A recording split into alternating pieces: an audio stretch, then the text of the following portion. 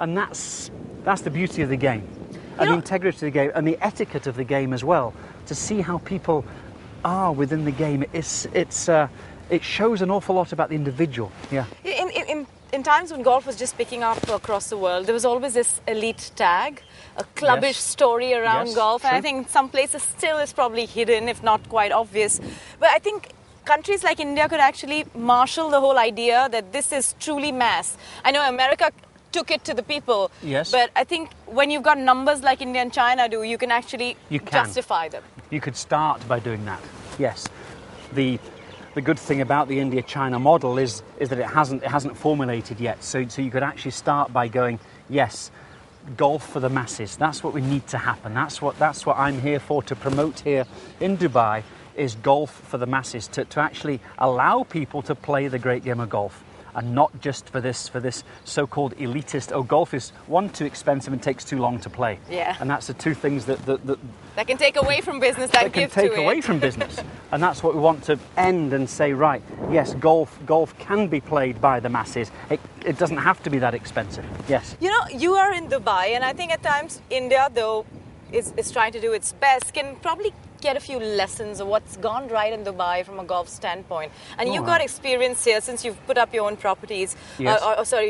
Sort of converted your brand into properties here. Yes. In that sense, what could an emerging market learn from a market like Dubai, which was practically sand? Yes, it was sand, and then we come in and we build this Montgomerie Dubai, Emirates Hills around it. There was expat communities around it. There was a property that worked very well around the course. Obviously, house prices have dropped, but it was a fantastic success and a great model for me to have this situated where the Middle East is. It's called the Middle East for a reason. You know, we're halfway between Asia and Europe. Yeah. A lot of European business came here. A lot of Asian business came here and saw this model of fair golf as well. My golf course isn't that difficult, so it's able to play for the amateur player as well as the pro. So it was a challenge enough to get round, and it was a property-driven market as well, and it worked. The model worked, and it's been taken over by a number of other property developers into other areas of the world. And I'm very proud of the Montgomerie Dubai especially. But to see Dubai develop, there was one golf course when I arrived here in 1988. Now there's 12. There's a dozen courses. So it's now become a golfing destination. It's becoming a golf. You can tour. You can leave Europe or leave Asia and come on a tour for a week and play golf on a different golf course every day. First-class hotels. Yeah. You can. International cuisine is as good as any. Yeah. You know, and so Dubai should be very proud of what the model of golf, especially, and what they can give to the tourist. You know, that takes me to the question, so is real estate truly the first trigger for golf to grow? Well, it used to be. It used to be. Not so much now. My policy now is golf, right? To play the game of golf. Yeah. To give that. Now, if somebody decides, okay, well, we'll build a couple of homes around it or some flats or some villas to give the view, you know, especially out here and in India, that you might not be overlooking the green grass and the beauty that this place is. Okay, fine. But let's concentrate on the value of golf as itself. And as we've said, father, son, grandfather, women as well. Come on, the whole thing together, to school children to play the game. So much more important to play the game other than it is in a property sense. Right. No, and now that there is sort of this whole movement that we're finally probably out of the recession, but as a player, yes, since you come across not just people who are in business, but really know the golfing industry, do you think we're really quite out of the woods? I mean, yeah, literally though. Very good pun. No, I don't think we are out the woods. No, I don't think we are out the woods. I think we've got a little bit of down to go, unfortunately. But that's no fault of golf and no fault of our own. We just live in these times. But we have to be first to go when we do pull out of this so-called recession, and ready to give opportunity to others to play golf, and especially when you mentioned it correctly so, India, China. It's a third of the world's population that we need to develop this wonderful game. And they better get the juniors going in there, because you've got to start early. Well, this is the thing.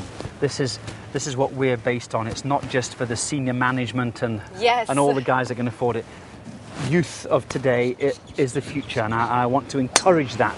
all over China, and the courses are designed in China. We haven't done any in India as yet, but at the same time, we'd love to encourage and get these junior sections of these golf clubs, and the volunteers that help these juniors are fantastic, but we need to get these juniors in, and we get opportunity to, and then we'll find more Indian champions, more Chinese champions coming through, and that, to me, I could go home a happy person because I've given them opportunity to play this game of golf. What's keeping you away from India thus far?